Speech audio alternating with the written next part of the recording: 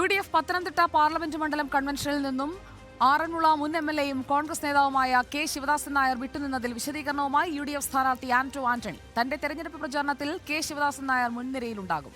കൺവെൻഷനിൽ ശിവദാസൻ നായർ പങ്കെടുക്കാതിരുന്നത് പാർട്ടി നേതൃത്വത്തോടുള്ള എതിർപ്പ് കൊണ്ടല്ലെന്നും ആന്റോ ആന്റണി റിപ്പോർട്ടറിനോട് പ്രതികരിച്ചു.